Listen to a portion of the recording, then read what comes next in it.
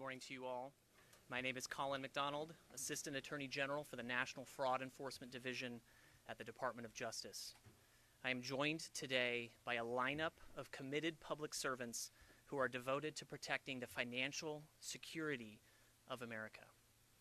Today, we are announcing criminal charges against 15 defendants in Minnesota for fraud schemes that targeted over $90 million in taxpayer dollars.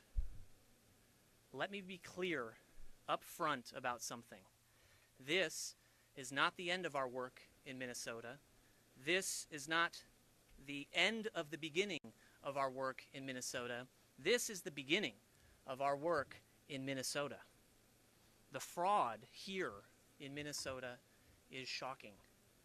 Our cases today involve 7 different state-managed Medicaid programs that have been systematically pilfered by fraudsters who treated Minnesota-run programs as their personal piggy bank. One of the programs has been completely shut down because there's no money left. It's all gone. That was Minnesota's state-run Housing Stabilization Services Program, designed to help the homeless find and maintain housing. It was estimated in 2020 that it would cost only about $2.5 million a year to fund this program, but it ended up costing almost 50 times that much, over $104 million by 2024 due to fraud. And because of all the fraud, Minnesota had to shut the program down in 2025, and now these services no longer exist for these vulnerable homeless populations. The same trends exist for other Minnesota-run taxpayer-funded programs. An autism program that cost the taxpayer $600,000 just 6 years ago skyrocketed to over $400 million. And to be sure, that number is not driven by supply and demand. It is not driven by health care or charity. It is fraud. To tackle this crisis, and it is a crisis in Minnesota, earlier this year, the Department of Justice surged 11 strike force prosecutors from across the country to be here on the ground fighting the rampant fraud targeting our taxpayer-funded programs. And large numbers of agents from our partners at the FBI, HHS-OIG, HSI, IRSCI, and others joined our prosecutors to rapidly unmask fraudulent actors in Minnesota. These agents and prosecutors have been working around the clock to root out the criminals stealing taxpayer dollars, and I am proud of all they accomplished in such a short time. Their hard work made today possible. Make no mistake, today's charges are unprecedented. They include the highest loss amount ever charged in a Medicaid case in Minnesota and the largest autism fraud scheme ever charged by the Department of Justice. The common theme throughout these cases is fraudsters exploiting vulnerable programs and vulnerable people to enrich themselves, no matter the consequences to the programs or to the people.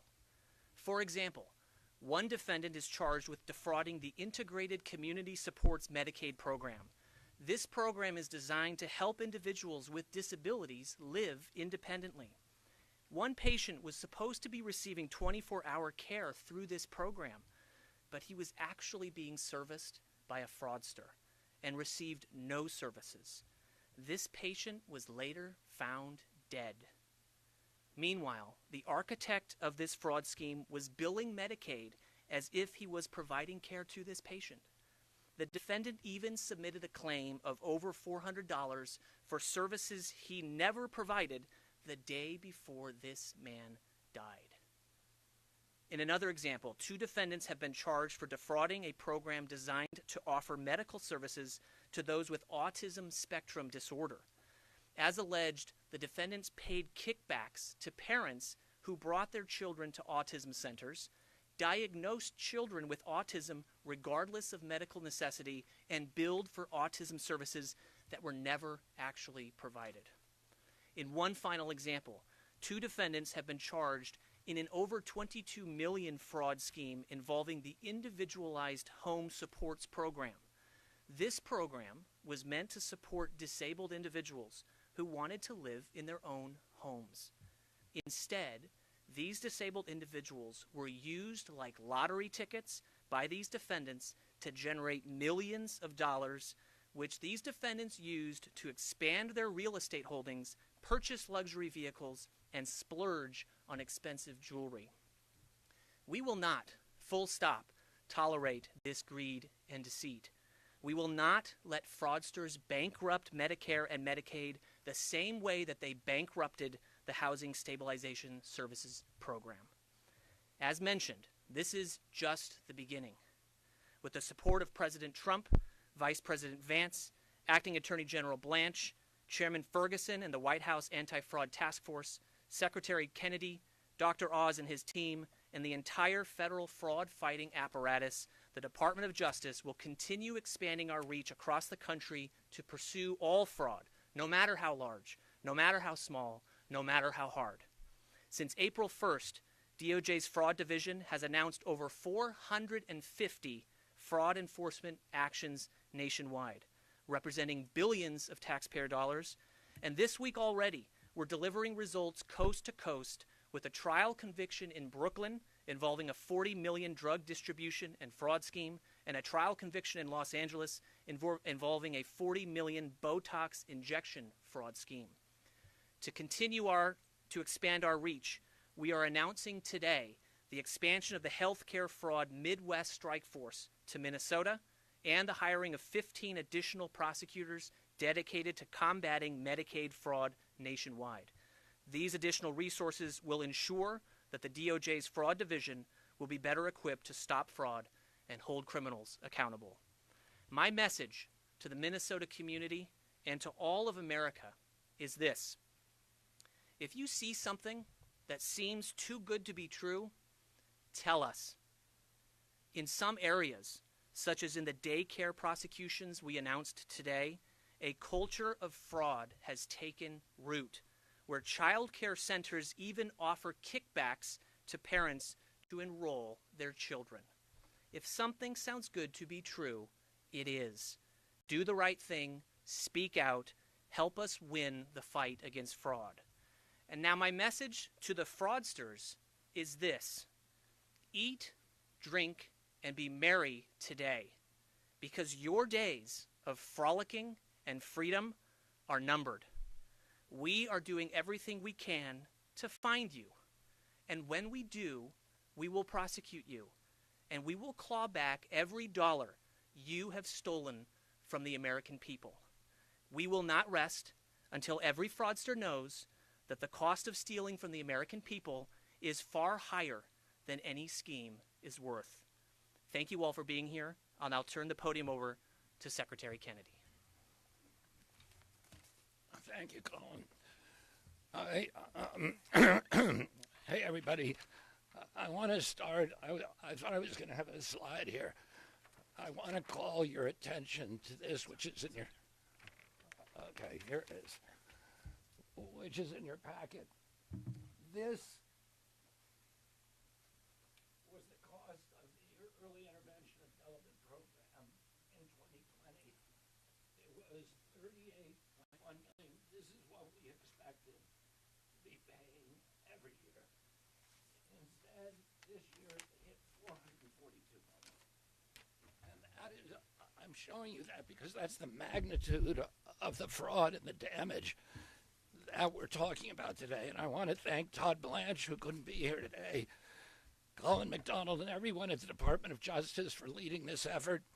I want to thank also the FBI, who you're going to hear from in a little while, the HHS Office of Inspector General, CMS, and especially Dr. Oz, the White House Anti-Fraud Task Force, and Vice President Vance, and the investigators and law enforcement personnel whose relentless work made today's action possible.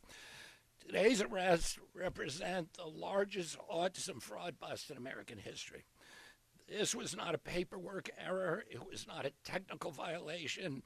This was organized threat, organized theft that exploited the most vulnerable children in America. deceived families stole taxpayer dollars meant to help children with autism access legitimate care and support. Investigators uncovered brazen schemes that billed taxpayers for non-existent services, fraudulent diagnoses, and fake care, while criminals enrich themselves at public expense.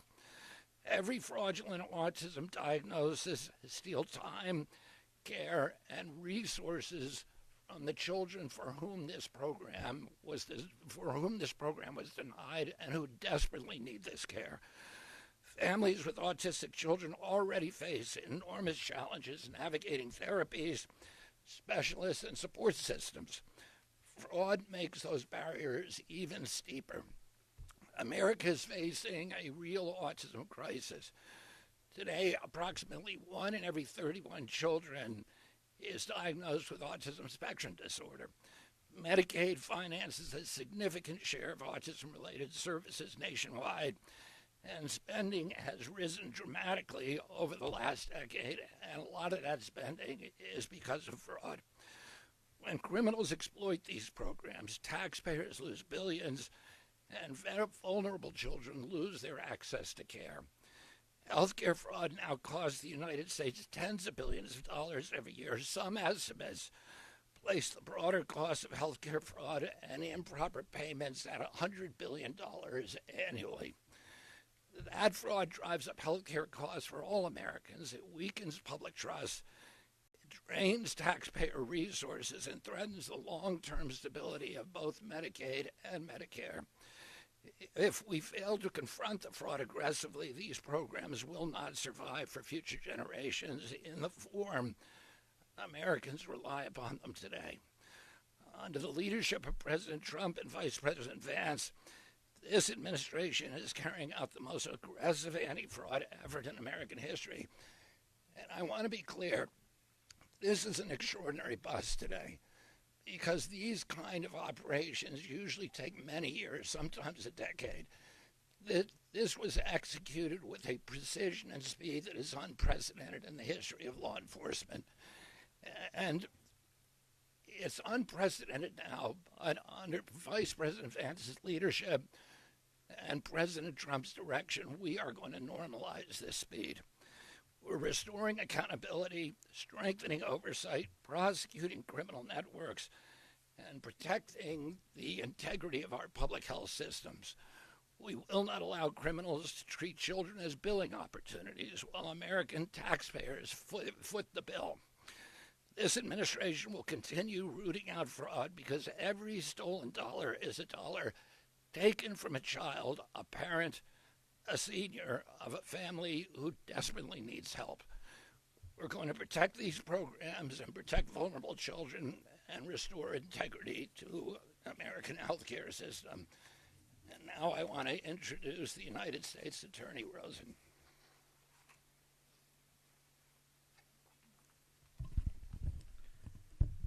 Thank you, Mr. Secretary, and my thanks, where did he go, to Colin McDonald, who has led the Department of Justice's national fraud prosecution effort with a tenacity and an effectiveness that is really inspiring to all of us who are on the team. Here in Minnesota, we have the unfortunate distinction of bringing to being the place that brought to national attention the fraud committed against governments across the United States, governments that turned the other way either deliberately or negligently while it was happening under their noses. The numbers that we have here in Minnesota are enormous, but I'm happy to tell you that we have more prosecutors prosecuting fraud, more law enforcement resources investigating the fraud, and we are identifying and investigating and prosecuting fraud at a pace that is unprecedented here in this state. I am happy to report to you all, although I imagine many of you know, that just a short time ago this morning, Aimee Bock, cornerstone operator in the Feeding Our Future fraud, was sentenced by Judge Brazel to 500 months in prison. That's 41.6 years. While Feeding Our Future while that fraud in and of itself was breathtaking, the truth is feeding our future is only a start, and we believe it's only a small fraction of the fraud that is actually ongoing here in the state of Minnesota. And I can say so, Secretary Kennedy and Dr. Oz, it's my pledge to you that we're going to do our best to deter future thefts from your department and from your agency, to recover as much of the losses as we possibly can, and to put the thieves here in Minnesota into prison. And with that, I give you Chairman Ferguson.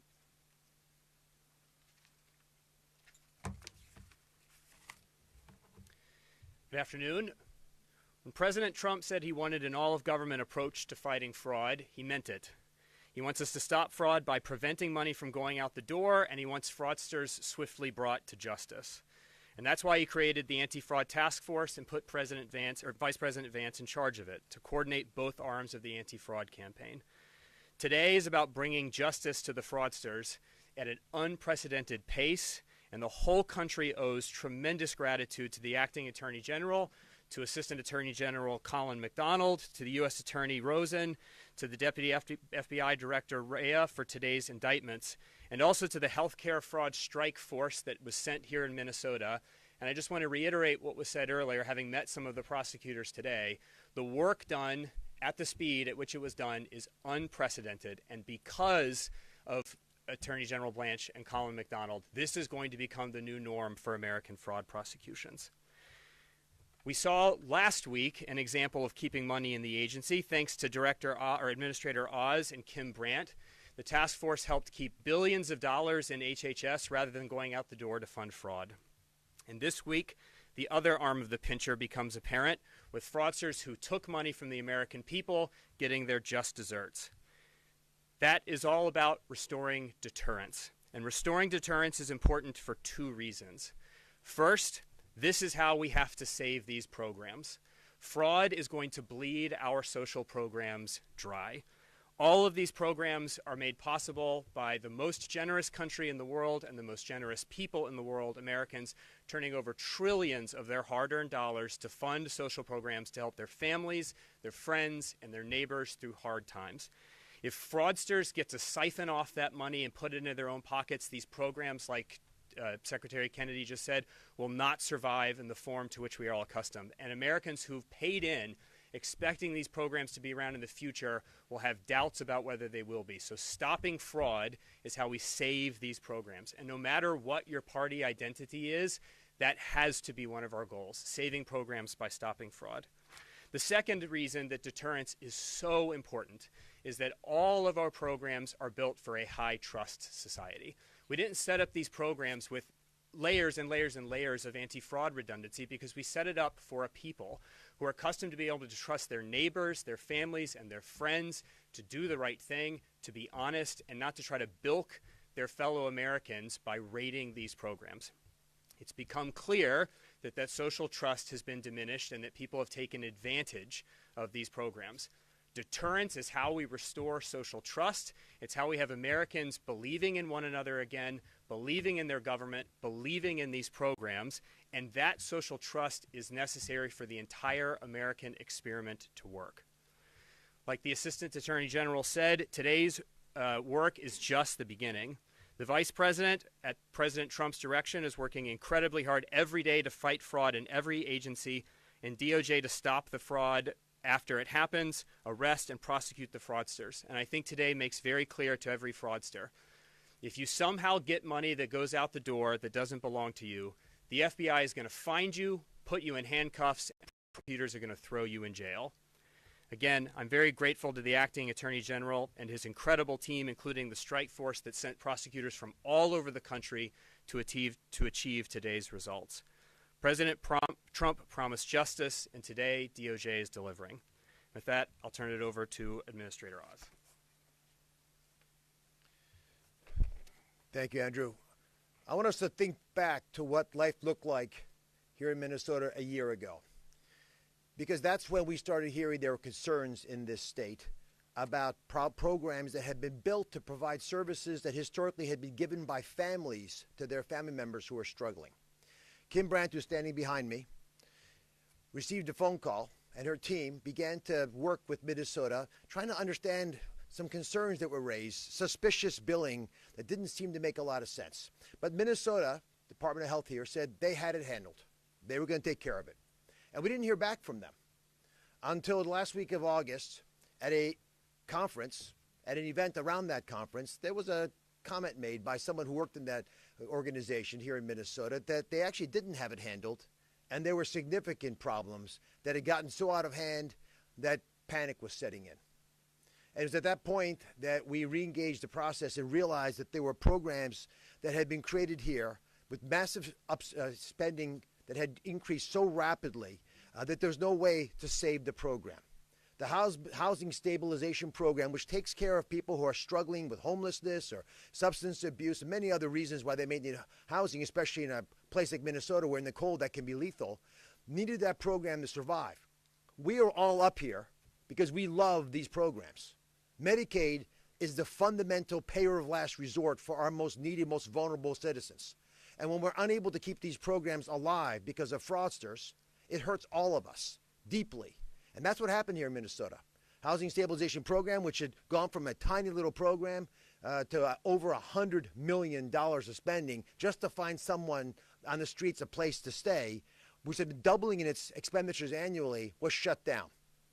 Now, these are not the outcomes that we desire, but when you have to force a shutdown, it's an issue. Now, along that way, Nick Shirley, stand up. Nick Shirley, I just noticed standing there, came and started doing videos. I want to call out the folks who are angry and frustrated about this. Thank you, Nick. Who want to, perhaps, if you want to serve, come join us. But if you can't serve, do what you can to shine a light on these cases. And with lots of folks beginning to tell us more and more of the different clues that we were able to put into a larger quilt to understand the magnitude of the catastrophe happening here in Minneapolis and in Minnesota in general, we began to take action.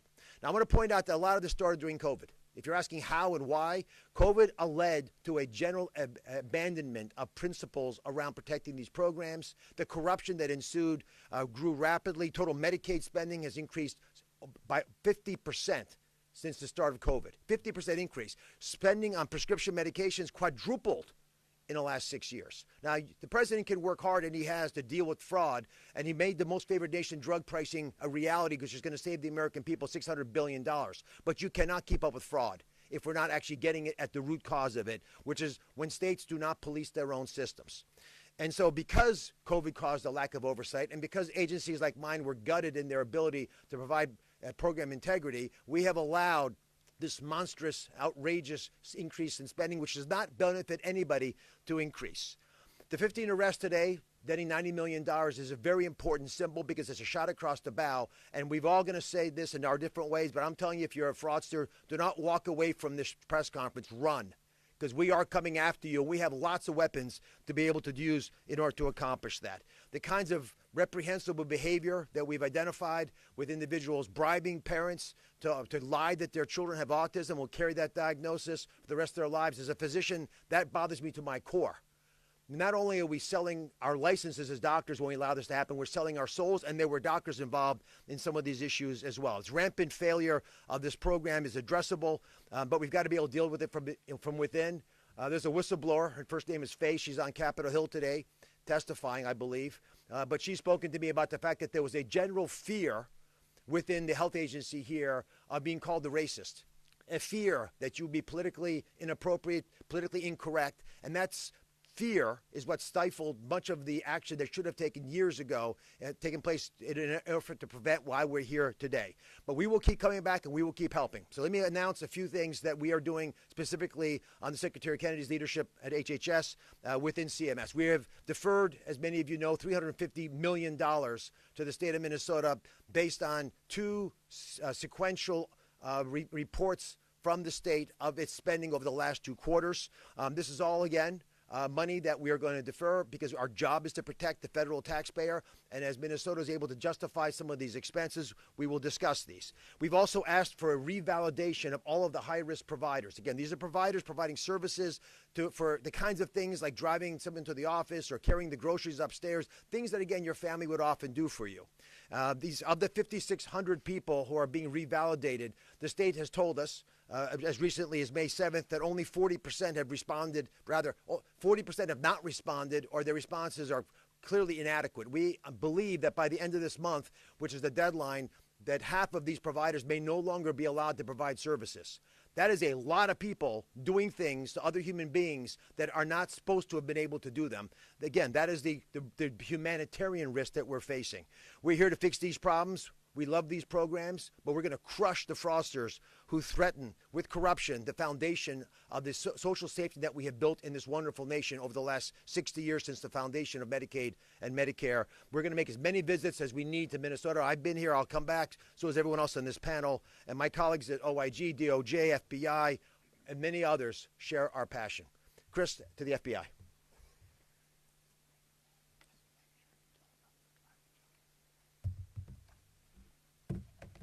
All right, thank you, Administrator Oz, and thank you to the fine men and women behind me who made this day possible.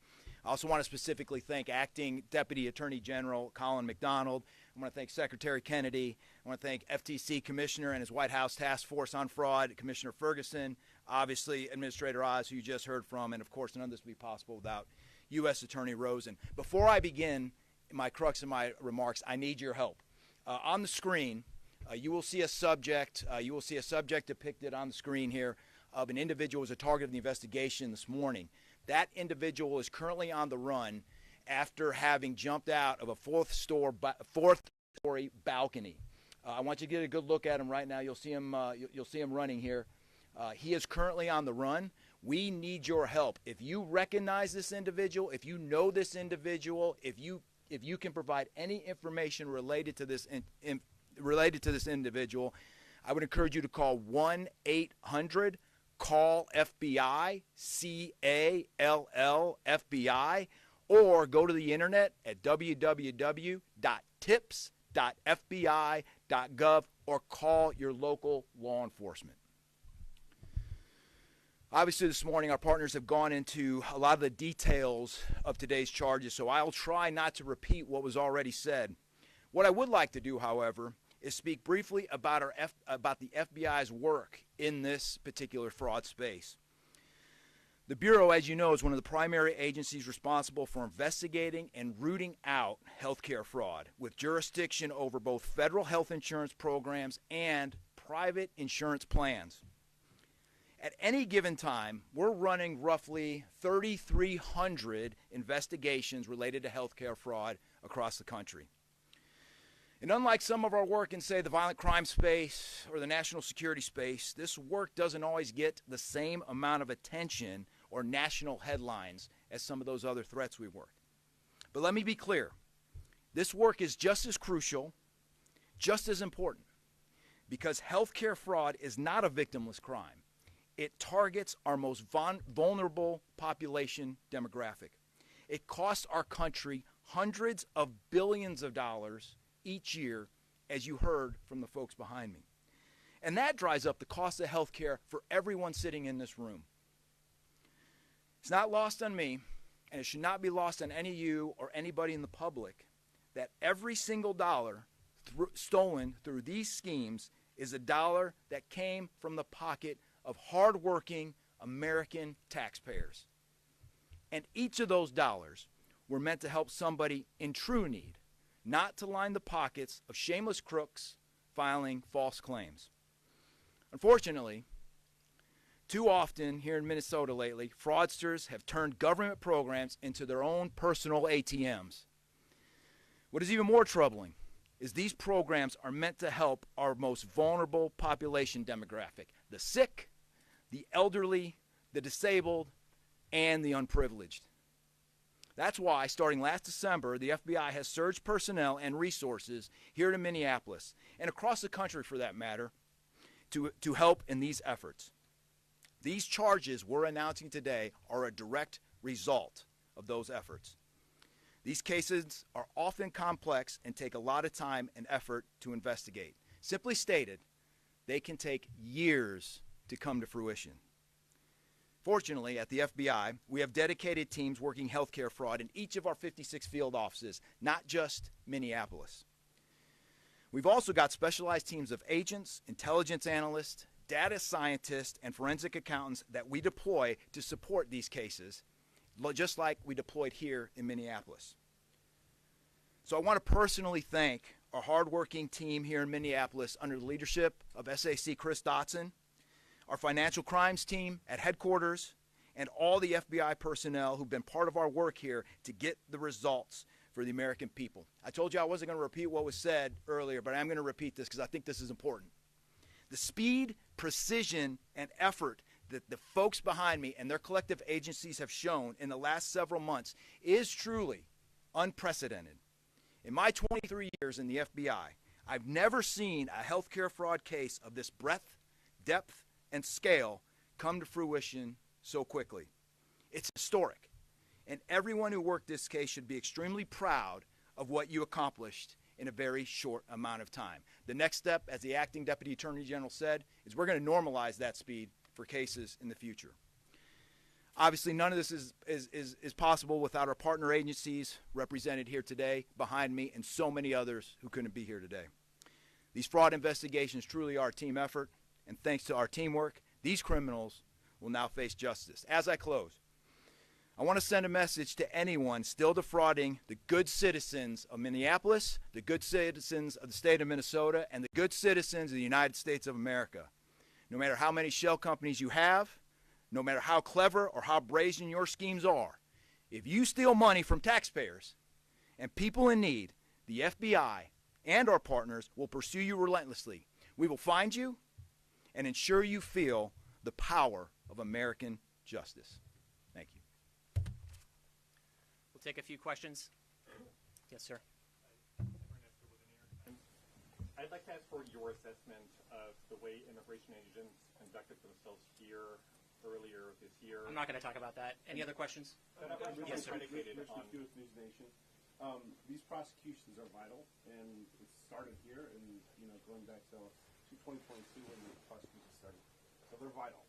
The question I have is, what's the plan to go after the leadership that enabled this? There were whistleblowers going back to 2019 whose had careers were ruined. There were state employees here who raised this, and the administration has known about it, the government here, and have enabled it. So what's the plan to go after them?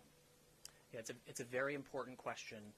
The answer that I would give you is that the Department of Justice and our partners here on this stage, we are intent on building a fraud-fighting apparatus that's capable of reaching the full spectrum of fraud that we see wherever it is, and that there's no fraud that's too big for this team to solve, and we are intent in going wherever the facts require us to go and charge whoever we need to charge for those who are within the chain of criminal culpability. Anyone within the chain of criminal culpability, we are interested in finding you and prosecuting you.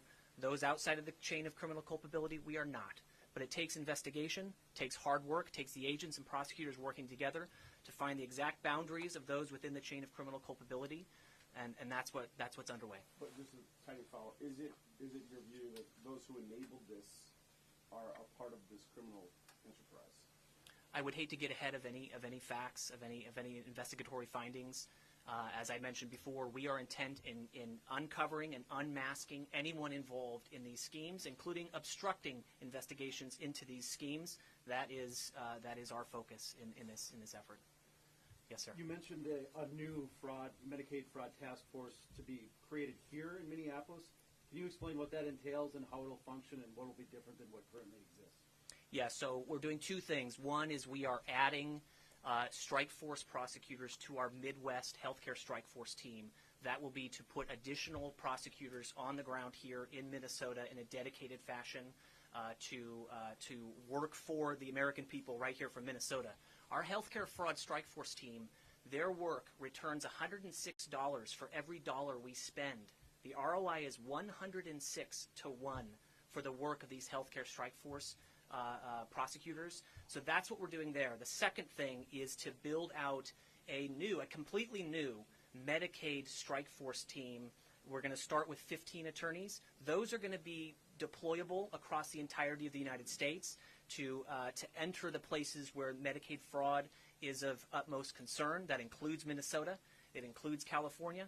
It includes other places. But we're forming that team so that we can deploy them to the hot spots and make sure that we can reach the fraudsters across the country. Yes, sir. With criticism of the Minnesota state governments over how this has all been handled, the Attorney General here in the state has said that his team was involved in the investigations and the charges that you described today. So can you talk about collaboration with Minnesota? And on top of that, is the federal government satisfied with what the state has done in this past legislative session to move forward with tackling fraud? I'll start by saying that to make this work happen and to do it really well requires very good partnerships with local law enforcement, with local prosecutors. That's what will really solve this national problem, is people setting aside ego and agenda and deciding, you know what, we're actually going to do the right thing. That's what is going to be required across the country for this to work. Has the cooperation from the Minnesota individuals met that standard? No, it has not. It's fallen significantly short of the standard that we are seeking to set in terms of what a strong state and federal partnership looks like. But what about in this most recent investigation? I just am wondering within the recent raids, first off, Paul Bloom with Fox Channel 9 here in town. I'm just wondering, within the recent raids, do you continue to see ongoing fraud being committed? Or are obviously these charges go back several years? I mean, are the crooks still trying to get away with these schemes? Yes, what we're seeing is these schemes are active, they are ongoing, and they frequently metastasize. When law enforcement shines a microscope on one area, they shift to another area. What we're seeing is that a lot of these fraudsters will actually cross-pollinate between different programs. They might be simultaneously defrauding a USDA program, Feeding Our Futures, for instance, while also simultaneously defrauding Medicaid. The fraudsters are agnostic as to whose money or what program they are defrauding. They just want our money. And so, yes, we are seeing that the fraud is ongoing, and we are interested in rooting it out. Did the suspect in the ICS case that you've indicted, last I heard he fled the country. Is that still accurate?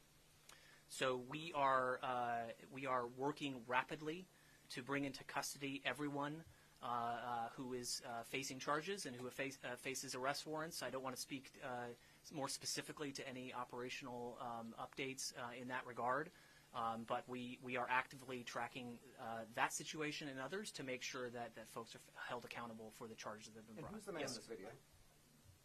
The man in this video, he is a charged defendant named Mohammed Omar. Mohammed Omar is the man in this video. He is charged, one of the 15 defendants charged in the fraud cases that we have brought today. And I would encourage the public to help turn this man in to face justice for the fraud that he has perpetrated, and now to face the additional charges for seeking to flee from law enforcement and seeking to obstruct justice by virtue of his conduct today. Yes, sir. One question for Dr. Oz. Yes. Are you satisfied with how the state government here is responding to what you want to see in order to lift those suspensions of the Medicaid reimbursements? Not yet. If they had satisfied our needs, we would have released the money. So we're still waiting for the state to go through the multiple documents that were initially sent to us as part of our review of the last quarter of last year and it's a fiscal year, so last quarter of last year and the first quarter of this year, to identify the many areas where there's variability. Again, what we look for very specifically, and you would do the same thing, if your normal bill is $100 and then all of a sudden it's $500, someone needs to ask what happened. Sometimes there's a reason for that. But as Secretary Kennedy pointed out, and again, it's an all-of-government approach, so we have Treasury also helping us looking at numbers. We have OIG and DOJ giving us support. Jake Foster is here, who runs the health group there. They do a lot of heavy lifting together with our CPI unit that Kim Brandt behind me runs to make sure that we're actually looking for all the variability. But we are able to identify enough concerns that it's caused us to defer $350 million to Minnesota. And as you know, we deferred last week with the announcement with the White House Anti-Fraud Task Force with Vice President Vance that we are also deferring $1.34 billion to the state of California for the exact same kinds of problems with the documents that we're seeing. Is it a lack of cooperation here, or are they just slow rolling this?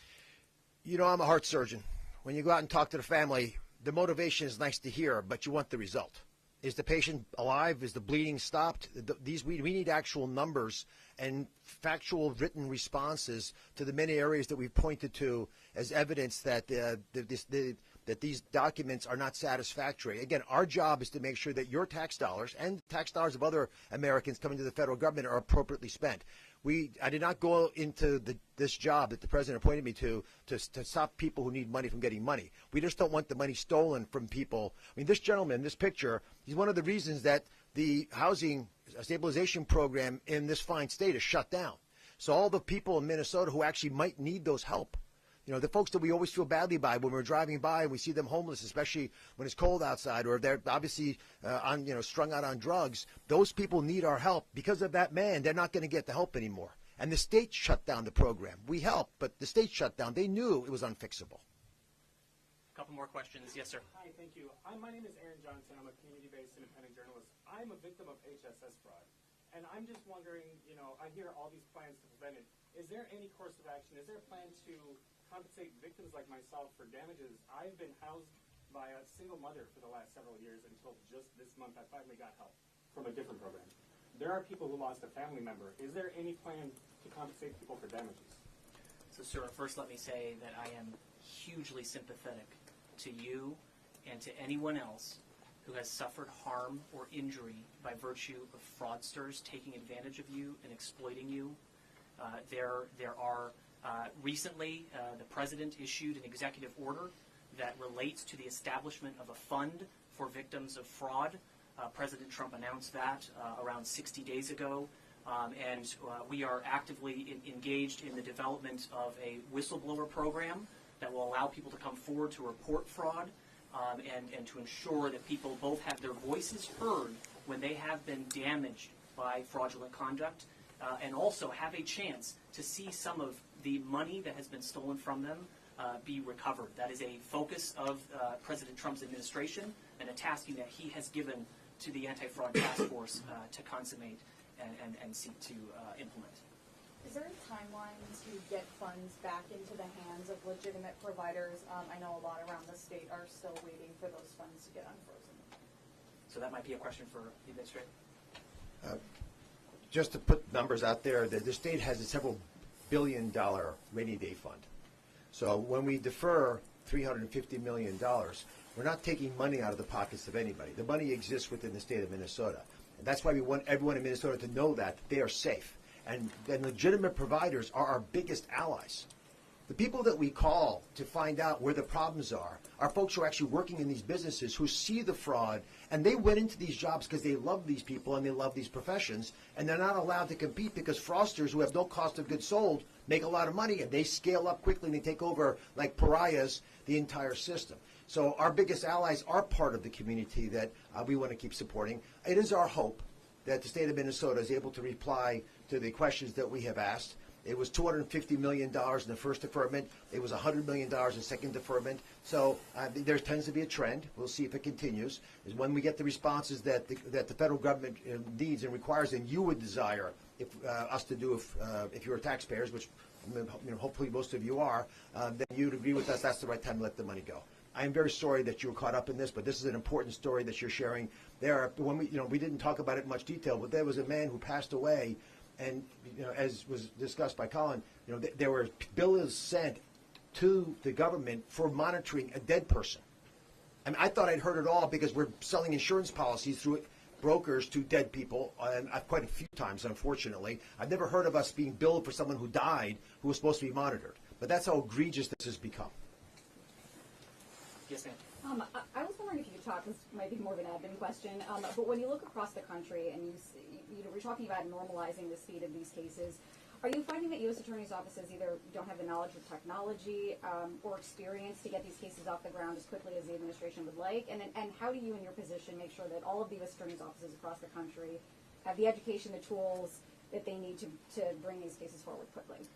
The U.S. attorneys' offices are proving that they are the best that America has to offer when it comes to prosecutors and capabilities to bring investigations, to move them forward rapidly. What you see today is a result of the collaboration between the U.S. Attorney's Office here and our healthcare strike force team. Prosecutors across the country are equipped, they are resourced, and they are ready to implement the type of speed that we've seen here and to replicate that across the country. Yes, sir. There was a pretty well-publicized exodus of prosecutors from the DOJ office a few months ago. Just wanted to know how that exodus impacted this work. I would start by saying that the work of this office in the last 5 months has been historic, both on the reactive cases that this office successfully brought to bear, but also the fraud cases that you're seeing here, bringing to fruition charges at a rate never before seen. Mr. Rosen might be able to speak with even greater specificity, but I would say that the U.S. Attorney's Office here is in fantastic hands. The leadership here has cast a vision of one that is making sure that the public is safe and secure and that taxpayer money stays in the taxpayer's pocket. And that's due to the fantastic leadership of U.S. Attorney Rosen. We'll do one final question. Yes, sir. Max Nestork, Minnesota Reformer. President Trump has granted clemency to numerous individuals who have stolen hundreds of millions of dollars in Medicaid funds. Can we expect Aimee Bock or any of these folks to be shown the same mercy in the future? I'll take a different question as the final question. Yes, sir. In December, the U.S. Attorney here, Joe Thompson, estimated the fraud at, I believe it was $9 billion over, I think it was 14 different programs. Several weeks later, Governor Walz slammed that as hyperbole. I'm wondering if you could clarify if the number is in fact $9 billion or grown. So I don't have the exact number because what I do is I look at individual people committing individual crimes, and at the end of all of our work, we'll tally it all up and we'll tell you exactly how much was stolen from the American people. We're focused on individual defendants. The fraud is enormous. I wouldn't be surprised if that number is accurate or even small. But today, the collection of cases reaches $90 million in intended loss from the pockets of the taxpayer. And like I said, we're just getting going. This is not the end of the beginning. This is the beginning. Thank you all.